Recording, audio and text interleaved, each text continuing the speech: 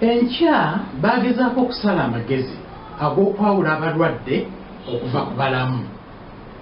Kyokka kino oluvannyuma baakidibya bwe baazuula nti ate mu kweyawulayawulamu empewo yabafuuwanga nnyo olw'okusubwanga akabugumu ka bannaabwe. Ku babbalaza ng'olwo nno wakayitawo ennaku 4 bukya nnyonyi eri yeegonnomola mu nsozi.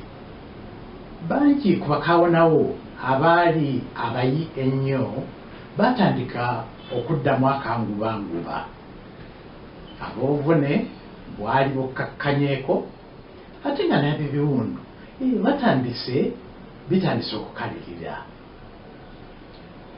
Kakati ng'agenda yeeyongera okukakata, Eng.Dr.JohnKayima yatandika okukubiriza banne ebyokwetuulako mbu nga balinda obuyambi babiveeko, nti wabula bo bennyini basale amagezi ag'okutambula bawaguze okuva mu nsozi.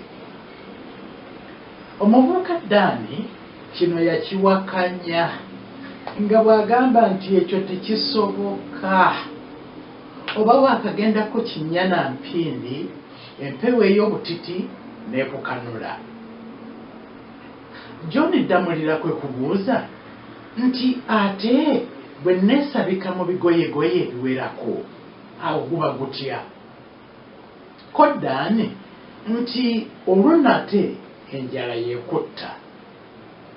Gw'osuubira otya okuwalampa zino ensozi zigakangulumira ku buno obumere bw'olaba tulya ne tusigala nga twekomba mannyo?